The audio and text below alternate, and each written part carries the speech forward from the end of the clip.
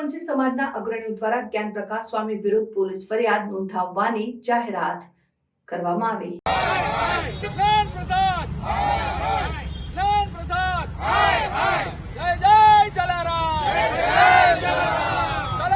રાજકોટના ધરમ સિનેમા નજીક રઘુવંશી સમાજના અગ્રણીઓ એકત્રિત થયા હતા, જ્યાં તેમણે જય જય જલારામના નાદ સાથે જ્ઞાન પ્રકાશ સ્વામી વિરુદ્ધ પ્રદ્યુમનનગર પોલીસ સ્ટેશનમાં ફરિયાદ નોંધવાની જાહેરાત કરી હતી। સમાજના આગેવાનોના મતે જ્ઞાન પ્રકાશ સ્વામી દ્વારા કરવામાં આવેલી ટિપ્પણીઓ સમાજના માન સન્માન અને ધાર્મિક લાગણીઓને ઠેસ પહોંચાડનારી હોવાનું તેઓ માને છે।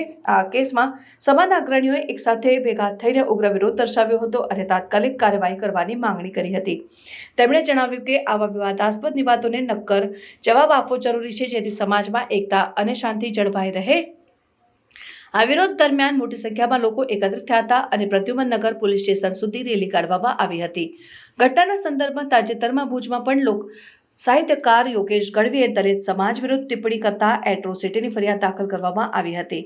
ગુજરાતમાં અલગ અલગ સ્થળોએ સમાન પ્રકારના વિરોધ પ્રદર્શિત થઈ રહ્યા છે। આવી ઘટનાઓના પગલે સમાજના આગેવાનો અને રાજકીય પ્રતિનિધિઓ પણ આ મુદ્દે પોતાનો મત પ્રગટ કરી રહ્યા છે।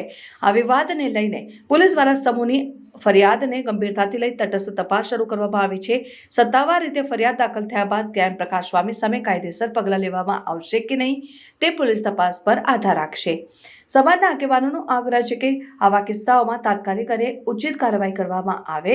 માંગ એક જ છે કે આમાં જે સ્વામીજી જલારામ બાપા વિશે બોલ્યા છે, એની સિવાય અનેક ભગવાનો વિશે, નાગબાઈ વિશે, હનુમાન વિશે, બ્રહ્માજી વિશે જે બફાટ કર્યો છે, એના સામે રઘુવંશી સમાજ તો આક્રોશ છે, પણ 18 વર્ણમાં આક્રોશ છે કે જે બોલે છે એ બંધ કરવું જોઈએ।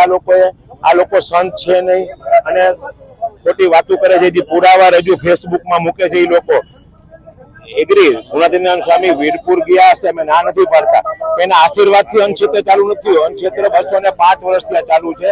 2000ની સાલથી તો અહીંયા પૈસા લેવાના પણ બંધ છે। એટલે જલારામ મંદિર જે વીરપુર કરી રહ્યું છે અન્નક્ષેત્ર, એ માટે બીજી ખોટી વાતો ન કરવી જોઈએ।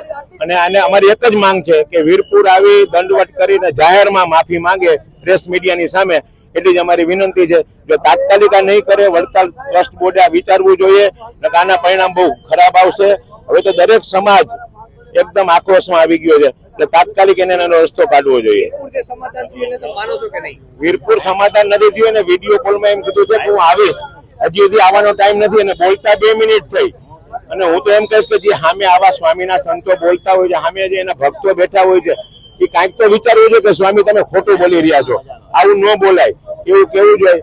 વીરપુર સમાધાન વિડીયો કોલમાં થયું છે, માફી માંગી લીધી એને, એ માફી માંગી લીધી રૂબરૂ આવું છે ને એમ કે હું મારા ટાઈમે આવીશ, એવું ન હાલે। 48 કલાકથી અમે એક જ વાત કરીએ છીએ કે વીરપુર આવીને માફી માંગે, એનો રસ્તો એક જ છે, વીરપુર જલારામ બાપાની સામે એને નતમસ્તક થવું પડશે, તે પછી જ મેળ ખાશે।